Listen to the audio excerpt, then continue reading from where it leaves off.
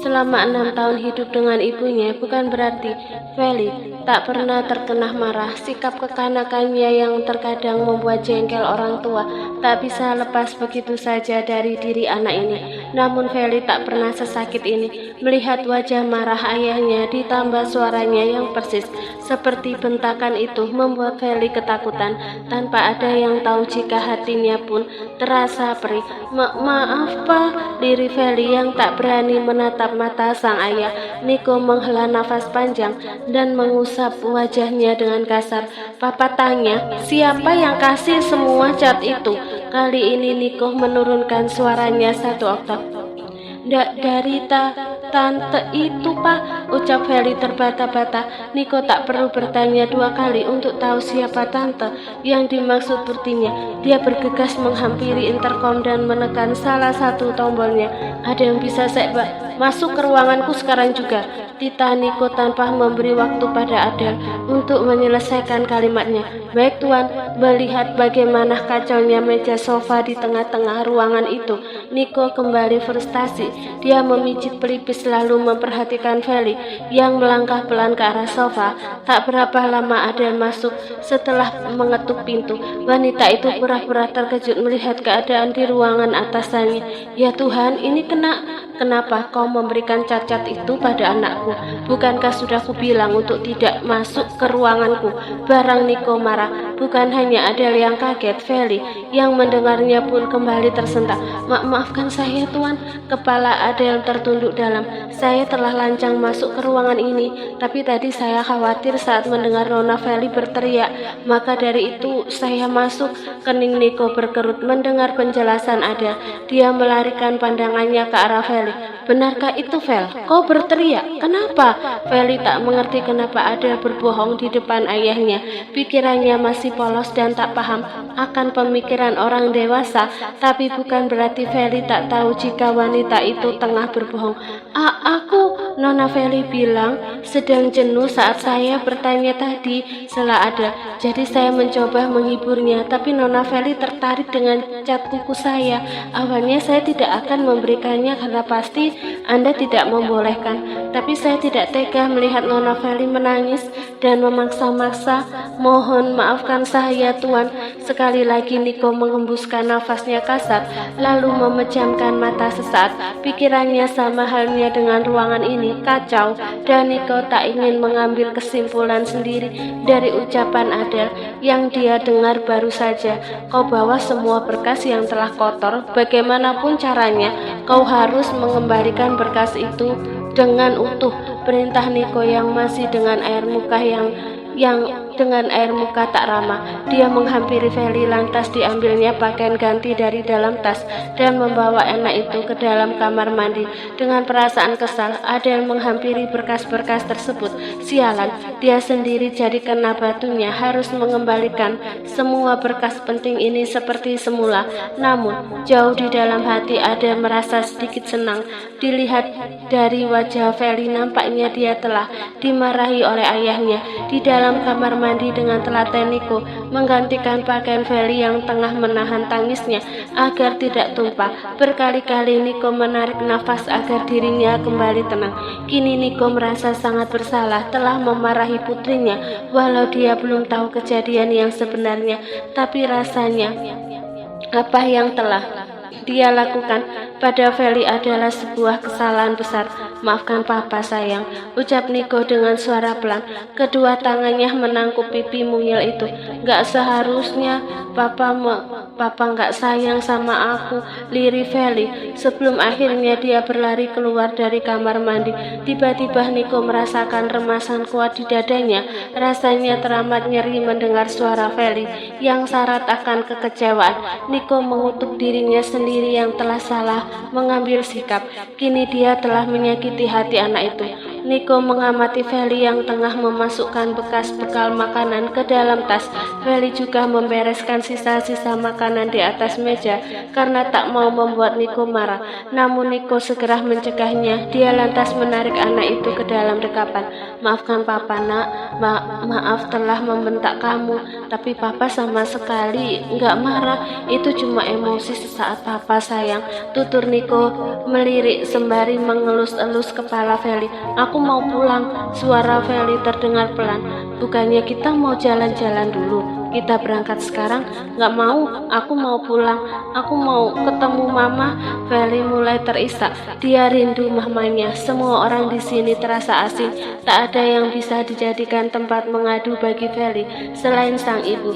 Melihat Feli menangis, hati Niko terasa sakit, seolah ada banyak tangan yang meremas-remas hatinya begitu kuat. Pada akhirnya Niko mengiyakan kemauan Feli. Digendongnya anak itu di depan tubuh dengan wajah sembab terbenam di pundak kiri, sementara pundak bagian kanan menggendong tas milik putrinya itu. Niko melewati Adele begitu saja, seakan-akan menganggap wanita itu tak ada di mejanya. Saat masuk ke dalam lift, Niko menghubungi Jonathan untuk memeriksa CCTV ruangan kerja. Ucapan Adele tak bisa sepenuhnya Niko percaya. Selama dalam perjalanan pulang, tak satu kata pun keluar dari mulut Feli. Meski Niko berusaha mengajak ngobrol, tapi semua itu sia-sia, berbanding terbalik dengan perjalanan saat mereka berangkat. Begitu mobil berhenti di depan mansion tanpa menunggu digandeng Niko, Feli segera turun dari mobil dan berlari masuk. Tujuannya hanya satu, ingin segera bertemu dengan ibunya. Mama, Leka yang kebetulan tengah menuruni tangga pun tersenyum lebar melihat Feli. Dia menyambut anak itu dan segera memeluknya. Senyuman yang semula mengukir bibir Leka kini lenyap saat mendengar Feli menangis begitu kencang. Sebagai seorang ibu, tentu Leka dapat membedakan mana tangisan saat anaknya terjatuh, tangisan saat menginginkan sesuatu, dan tangisan saat sakit hati. Lalu sekarang tangisan sakit hatilah yang Leka dengar. Sayang, kenapa nak? Mau cerita sama mama? Leka mengelus lembut punggung anak itu. Feli tak menjawab. Dia sibuk menumpahkan semua tangisannya yang sedari tadi dia tahan dengan sekuat tenaga, dan pelukan erat di pinggang membuat Leka yakin jika telah terjadi sesuatu yang membuat Feli sakit hati. Feli, kenapa? Tanya Leka pada Niko yang baru saja masuk dan menghampirinya. Aku memarahi dia, jawab Niko dengan suara pelan. Apa kamu bilang? Memarahi? Leka meninggikan suaranya. Ibu mana yang akan terima jika anaknya dimarahi, meski itu oleh ayahnya sendiri dan kesalahan ada pada anak mereka. Tapi rasanya Leka tak bisa menerima. Ada sedikit masalah di kantor dan aku terbawa emosi sesaat, ujar Niko yang prihatin melihat putrinya terseduh sedan. Kita bicara nanti, Leka berkata tak ramah, kemudian membawa Feli masuk ke dalam kamar. Butuh waktu cukup lama untuk menenangkan Feli. Saat Leka merasa waktunya telah tepat untuk bertanya, dia lantas meminta penjelasan pada apa yang terjadi di kantor hingga membuat Feli menangis. Aku lagi main game, Ma. Lalu tante itu datang ngajakin aku ngobrol, tutur Feli tersendat-sendat. Dia juga nawarin aku untuk memakai cat pelangi di kuku aku. Awalnya aku memang mau, tapi aku tolak karena ingat ucapan mama. Feli menjeda kalimatnya untuk mengambil nafas dalam-dalam. Terus tante itu bilang, aku boleh menggambar dimanapun semau aku menggunakan cat itu, di dinding atau di kertas manapun juga boleh. Jadi aku melakukannya karena dibolehin. Tapi saat papa datang, papa marahin aku. Mata Feli kembali berkaca-kaca dan langsung tumpah saat itu juga. Wanita sialan, geram Leka dalam hati. Kurang ajar, aku tidak akan melepaskanmu. Tanpa mereka sadari, Niko mendengar percakapan itu dari balik pintu yang sedikit terbuka. Tangannya terkepal merasa marah pada Adele yang telah membual dan mempengaruhi Feli hingga anak tak bersalah itu harus menerima amarah darinya. Niko mengeluarkan ponsel dan menekan angka 2 agar terhubung dengan asisten pribadinya. Ada apa tuan? Sapa Jonathan dari seberang.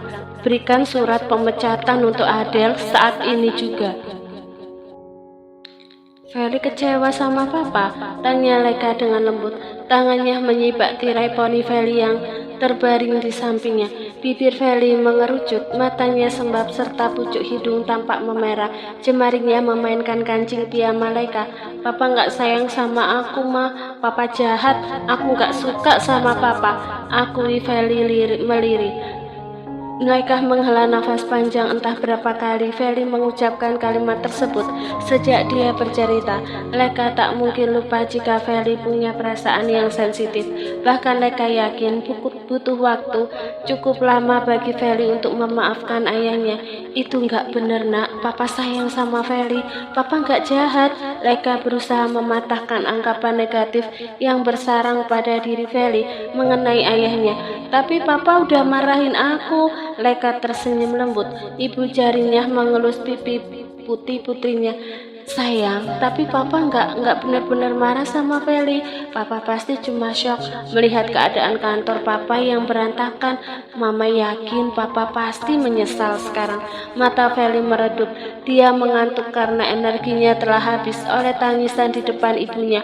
Feli menguap dan berkata, "Aku ngantuk, Ma." Leka terkekeh kecil. "Ya sudah, sekarang Feli tidur siang dulu ya," ucapnya kemudian menarik selimut untuk menyelimuti tubuh putrinya sampai perut. Tak butuh waktu lama bagi Feli untuk terlelap. Leka sempat mengecup kening Feli sebelum keluar dari kamar tersebut.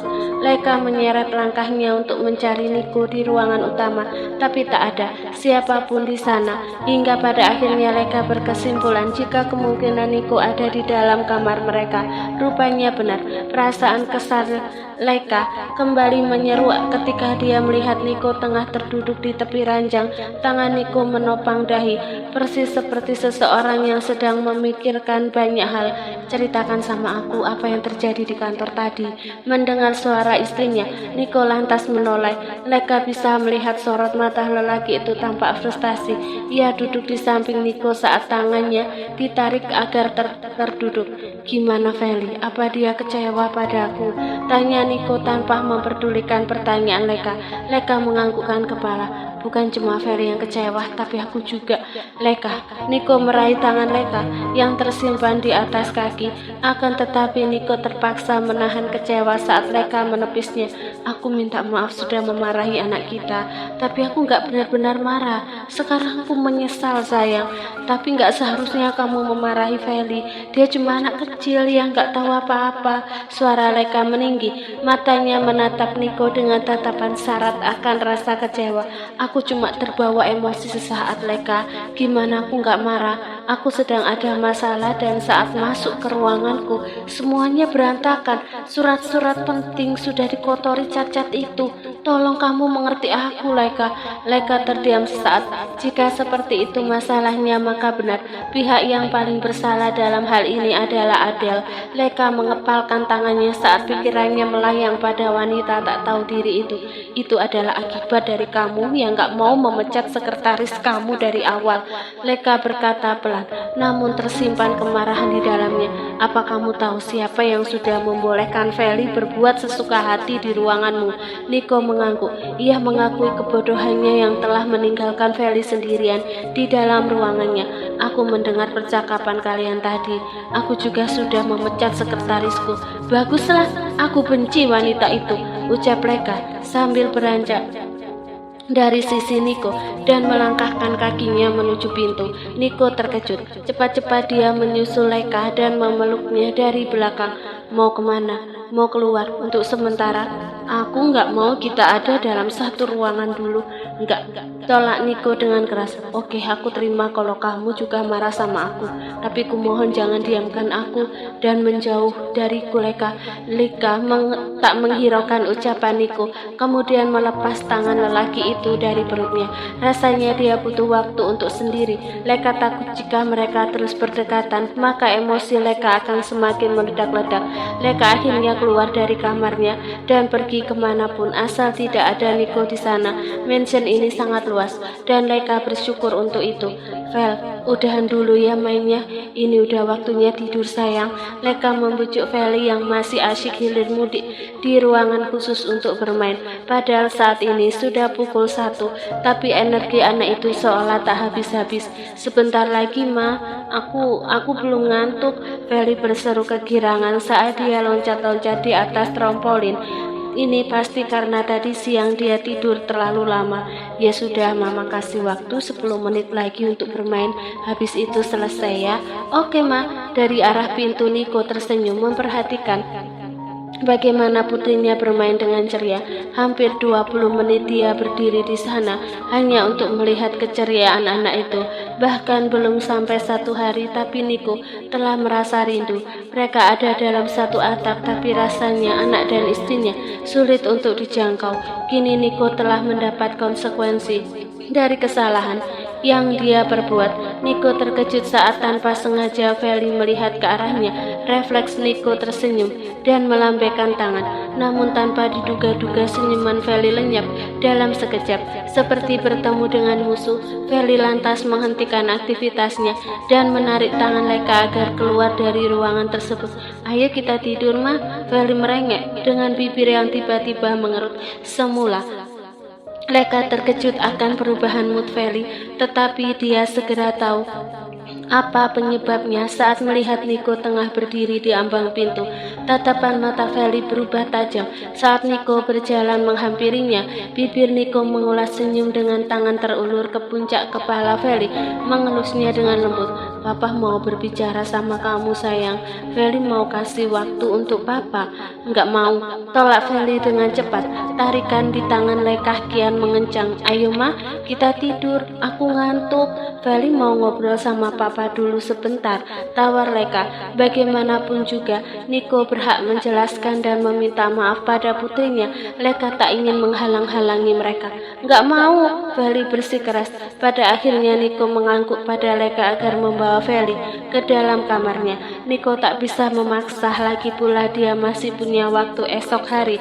Namun tetap saja ada rasa teriris di hati Niko ketika putrinya sendiri tak menginginkan kehadirannya di dekat dia. Masuk ke dalam kamar, Leka segera membersihkan badan Feli dari keringat dan mengganti pakaiannya dengan pakaian tidur, kemudian menidurkan anak itu hingga benar-benar terlelap.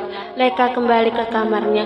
Di sana dia tak menemukan Niko, tetapi suara air mengalir di kamar mandi menandakan jika lelaki itu tengah berada di sana. Leka tak peduli. Dia bergegas naik ke atas ranjang dan berusaha memejamkan mata. 5 menit setelahnya Niko tersenyum saat mendapati Leka terbaring di atas ranjang. Meski posisinya membelakangi, tapi hal itu masih lebih baik daripada Niko tidur sendirian malam ini. Sayang, kamu sudah tidur? Tanya Niko yang berbaring menghadap punggung Leka. Tak ada jawaban, padahal Niko yakin jika wanita itu masih mendengar suaranya. Niko bergerak mendekat untuk mengecup pipi sang istri dengan hangat, lantas berkata pelan, "Maaf aku telah menyakiti kalian. Good night," ucapnya sebelum akhirnya dia beranjak dari ranjang, menyeret langkah menuju pintu untuk menghampiri putrinya di kamar sebelah.